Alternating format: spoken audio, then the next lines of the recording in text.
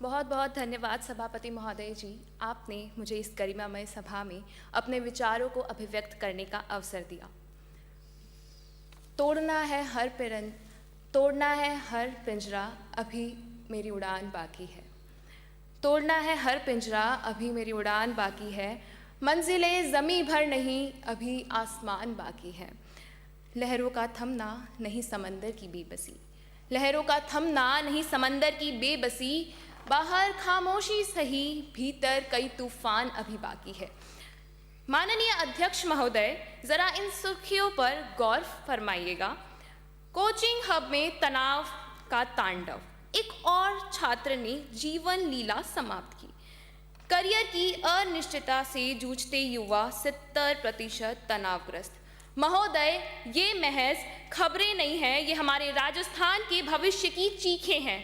ये हमारे किशोर और किशोरियों के टूटते सपनों का प्रमाण है। आज हमने इस मुद्दे को क्यों चुना है?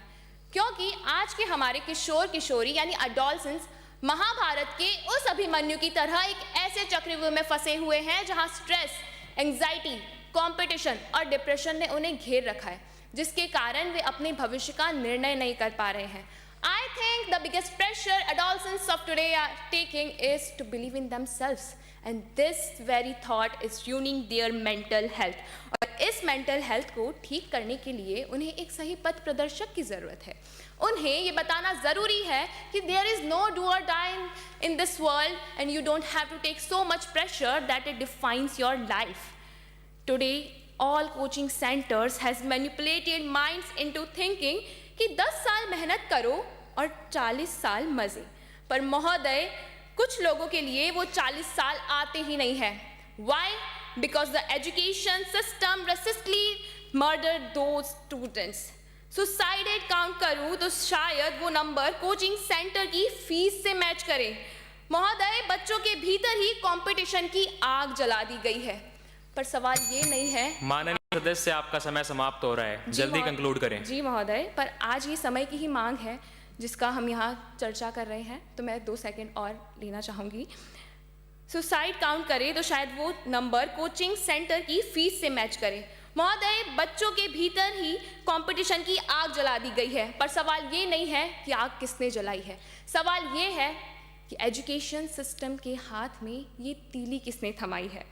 महोदय, हम बच्चों की मौत सह लेते हैं, पर एजुकेशन सिस्टम का कड़वा सच नहीं। हम बच्चों को 3-4 घंटे लगातार पढ़ा सकते हैं, but cannot even devote 1 single minute for their mental health. और अगर मेंटल हेल्थ ही स्टेबल नहीं होगी तो करियर कैसे चूज़ किया जाएगा? और करियर चूज़ करने के लिए मेरा अपना प्रस्ताव ये है कि जैसे नेटफ्लिक्स और अमेजन जैसे OTT प्लेटफॉर्म्स हमें फ्री एक्सपीरियंस करने का मौका देते हैं, वैसे ही करियर चूज़ करने से पहले उसे एक्सपीरियंस करने का मौका मिले। तो मानिए कि आप एक लॉयर बनना चाहते हैं, तो कॉलेज जाकर ही एक्सपोजर पा सकते हैं। किसने कहा? एक डिस्ट्रिक्ट लॉयर ढूंढ लो या एक डिस्ट्रिक्ट कोर्ट में ही एक माननीय सदस्य कंक्लूड करें। जी महोदय जी, एक हफ्ता गुजार के देखो कि वो एनवायरनमेंट आपको सूट हो रहा है या नहीं। हम मैक्सिमम टाइम अपने एग्जाम्स पर फोकस करते रह जाते हैं, पर आने वाली ज़िंदगी में हम क्या करने वाले हैं उस पर ध्यान ही नहीं देते। एंड एट द कंक्लूजन मैं यही कहना चाहूँगी कि यदि आज इस सभा में हमें ये विश्वास मिल जाए तो निश्चित रूप से माननीय प्रधानमंत्री नरेंद्र मोदी जी का आत्मनिर्भर भारत का स्वप्न ऐसे महान संकल्पनों की थाती बनकर ही जगमगाएगा। धन्यवाद। जय हिंद, जय भारत।